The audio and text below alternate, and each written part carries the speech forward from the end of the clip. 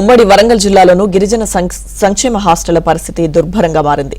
శిథిలావస్థకు చేరిన భవనాలు, పెచ్చులూడిన గదుల మధ్య విద్యార్థులు భయంతో కాలం వెళ్లదీస్తున్నారు. ములుగు గిరిజన సంక్షేమ బాలుర హాస్టల్ నుంచి మరింత సమాచారం మా ప్రతినిధి నవీన్ అందిస్తారు.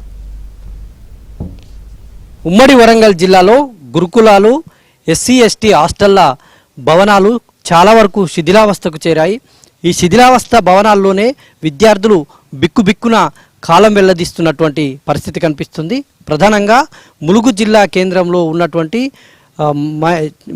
అమ్మాయిల గురుకుల విద్యాలయం అయితేనేమి, ఇటు ఎస్టీ తర్వాత ఎస్సీ బాలుర హాస్టల్స్ కూడా శిథిల అవస్థకు చేరాయి. మనం ప్రస్తుతం ములుగు జిల్లా కేంద్రంలో ఉన్నటువంటి ఎస్టీ బాలుర వసతి గృహంలో ఉన్నాము. ఇక్కడ కూడా విద్యార్థుల ప్రాణాలకు రక్షణ అయితే కనిపించడం లేదు. ప్రతి భవనం కూడా శిథిలావస్థకు చేరింది. ములుగు జిల్లా కేంద్రంలో ఉన్నటువంటి ఈ భవనంలో దాదాపుగా 130 మంది వరకు విద్యార్థులు ఇక్కడ ఉంటారు. 130 మంది విద్యార్థులు ఇక్కడ బస చేసేటువంటి పరిస్థితి ఉంటుంది. ఇక్కడ విద్యార్థి సంఘాల నాయకులు ఉన్నారు. ఒకసారి మాట్లాడించేటువంటి ప్రయత్నం చేద్దాం. ఏం చెప్తారు? ఇట్లాంటి భవనాలు మీరు ఎక్కడెక్కడ చూసారు? ఇంకా ములుగు జిల్లా కేంద్రంతో పాటు ఎక్కడెక్కడ ఉన్నాయి? మీరు ఏం చెప్తారు? అందరికీ నమస్కారం. నా పేరు Sharath Kumar, democratic students association Mulugu జిల్లా కన్వీనర్. ఇప్పుడు తెలంగాణ రాష్ట్రంలో కొట్టాడి తెచ్చుకున్న తెలంగాణ రాష్ట్రం వచ్చి దశాబ్ద కాలం గడుస్తున్నా కూడా విద్యా వ్యవస్థ, ఈ హాస్టల్ వ్యవస్థ అడుగడుగున ఏ శిథిలావస్థకు చేరుకుంటుందో తప్పితే డెవలప్ అయ్యే పరిస్థితి కనిపిస్తలేదు. ఈ ఉమ్మడి వరంగల్ జిల్లాలో ఇంకా విద్యా వ్యవస్థ కానీ హాస్టల్ వ్యవస్థ కానీ ఇంకా దుర్భరమైన స్థితికి చేరుకుంటా ఉన్నది. రోజు రోజుకి కూలిపోయే భవనాలు, డోర్లు లేని వాష్రూమ్స్లో లైట్లు ఉండవు, వాళ్ళకు బెడ్లు సవ్యంగా ఉండవు, బెడ్షీట్లు సవ్యంగా ఉండవు, వ్యాధులు వచ్చినా పట్టించుకునే పరిస్థితి ఉండదు.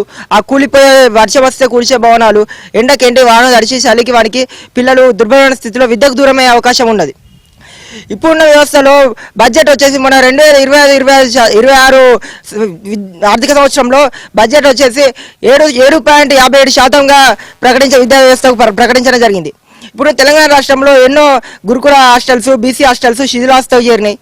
ఇంకా ఎన్నో అవసరాలు ఉన్నాయి విద్యార్థులకు. ఆ విద్యార్థుల అవసరాల నిమిత్తం కూడా ఆ బడ్జెట్ కేటాయించలేని దుస్థితిలో మనం ఉన్నామా?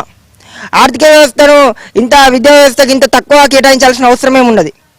ఇప్పుడు కూలిపోయి మొన్న సంగారెడ్డిలో ఈ కూలిపోయే విద్యార్థుల త్రుడిలో ప్రమాదం తప్పింది. 83 మంది పిల్లలు వాళ్ళ ప్రాణాలు మిస్ చనిపోయే అవకాశం ఉండే. ఎంతో ఒక చిన్న త్రుడిలో వాళ్ళు బయటికి వెళ్ళడం వల్ల వాళ్ళు బతికిపోయారు. అట్లాంటి వ్యవస్థ ఎంతమంది చనిపోతే ఇప్పుడు ప్రభుత్వానికి సోచేస్తూ ఉంటుంది. ఇప్పుడు ములుగు జిల్లా కేంద్రంగా చూసుకుంటే ఇది ములుగు జిల్లా మధ్యలో ఉన్నటువంటి ఈ హాస్టల్కి ఇట్లాంటి పరిస్థితి ఉంటే చుట్టుపక్కల ట్రైబల్ ఎటున్నగరం, మంగపేట ఇట్లాంటి ట్రైబల్ ఏరియాస్లో ఉన్న హాస్టల్స్కి ఇంకా ఇట్లాంటి పరిస్థితి ఉంటుంది. ఇప్పుడు ములుగు జిల్లా కేంద్రంలో జిల్లా నడి ఒడ్డున ఉన్న ఈ హాస్టల్ చుట్టూ అద్దాల భవనాలు, అధికారుల భవనాలు ఉన్నాయి. అవి ఎట్లా ఉన్నాయి? పిల్లలు చదువుకునే హాస్టల్ ఎట్లా ఉన్నాయి? పిల్లలకు హోటాకో లేదనే ఉద్దేశంతో నా పిల్లలను పట్టించుకోవడం లేదు, ఆ విద్యా వ్యవస్థను పట్టించుకోవడం లేదు.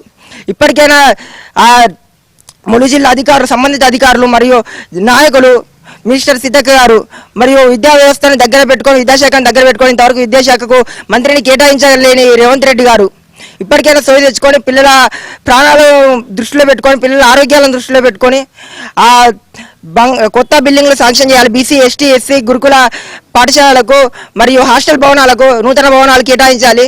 ములుగు నడి ఒడ్డునే బీసీ హాస్టల్ కానీ, ఎస్సీ హాస్టల్ కానీ, ఎస్టీ హాస్టల్ కానీ, ఆ పిల్లల మహిళా హాస్టళ్లలో, ఆ ఆడపిల్లల హాస్టల్లో సరిగ్గా వసతులు లేవు. ఆ చెట్లు పుట్టలు మొలిచి అక్కడ క్లీన్ చేయలేని పరిస్థితి ఉంటే వాళ్ళు పోయినప్పుడు చెప్తూ ఉంటారు వార్డెన్స్, వర్షాకాలం పాములు వస్తుంటాయి, మేము చూస్తున్నాం, కొన్ని పాములు మేమే చంపినాం అని చెప్పి అట్లాంటి దుర్భర స్థితి వస్తూ ఉన్నది. ఆ ములుగు నడి ఒడ్డున ఇలాంటి పరిస్థితి ఉంటే ఇప్పుడు ఏజెన్సీ ఏరియా అయినటువంటి ఎటున్నగరం, మంగపేట ఇట్లాంటి ఏరియాలలో ఇంకా ఎన్నో హాస్టల్స్ ఉన్నాయి. వాటి పరిస్థితి ఏంది? ములుగు జిల్లాలోనే కాదు, అటు మహబూబాబాద్ జిల్లా, ఇటు జనగామ జిల్లా, వరంగల్, హన్మకొండ, భూపాలపల్లి జిల్లాలోని పలు హాస్టళ్లలో కూడా ఇదే పరిస్థితి ఉంది. ఈ హాస్టళ్ల దుస్థితిని మార్చాల్సినటువంటి అవసరం అయితే కనిపిస్తోంది.